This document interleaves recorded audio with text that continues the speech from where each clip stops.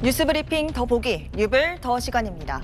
웹툰 작가 주호민 씨가 발달장애를 가진 자신의 아들을 학대했다는 혐의로 특수교사를 경찰에 신고한 사실이 알려지면서 논란이 크게 일었죠.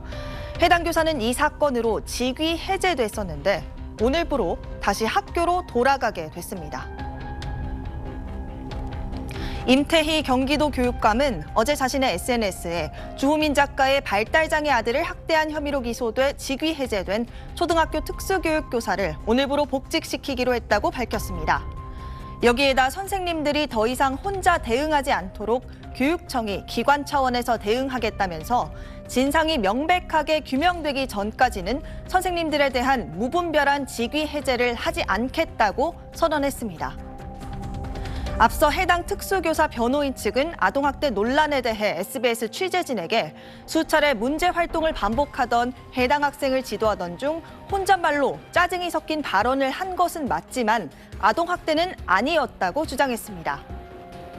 또 20년 넘게 특수아동을 가르치던 중 소화기로 코뼈를 맞아 부상을 입으면서까지 교직 생활을 이어온 교사라면서 한 번의 말실수가 있었지만 아동학대로 보는 건 어렵다고 밝히기도 했습니다.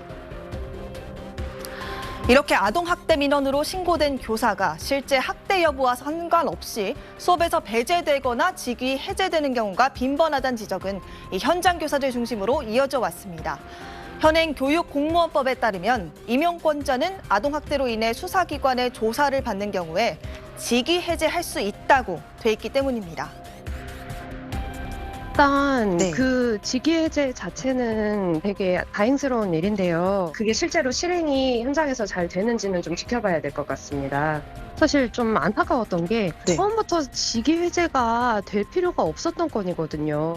수업을 바꾼다든지 뭐 여러 방법이 가능하고 꼭 직위 해제가 아니어도 되고 교사한테 이제 병가 같은 방식을 유도해서 직위 해제가 되지 않아도 교사가 학생이랑 분리될 수 있는 방안을 찾기도 해요.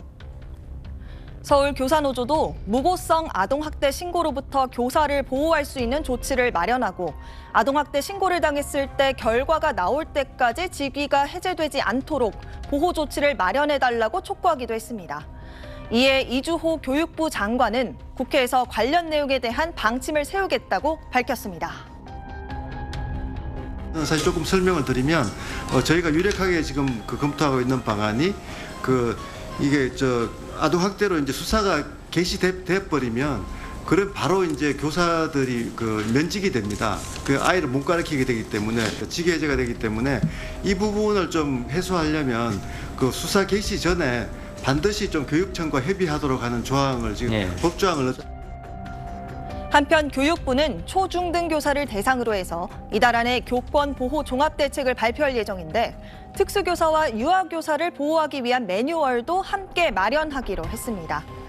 윤석열 대통령도 오늘 국무회의에서 교권 확립을 위한 교육부 고시를 마련해 올해 2학기부터 적용하라고 지시했습니다. 국회에 계류 중인 아동학대 처벌법, 교원 지휘법 등의 교권 관련 법안도 신속하게 논의해달라고 말했습니다. 안녕하십니까, 편사옥입니다. 더 많은 뉴스와 라이브 이벤트를 보고 싶으시면 화면 오른쪽을 눌러서 구독해 보시기 바랍니다. 또 저희 SBS 앱을 다운로드하시면 속보 알림도 받아보실 수 있습니다. 항상 저희 SBS 뉴스를 시청해 주셔서 대단히 고맙습니다.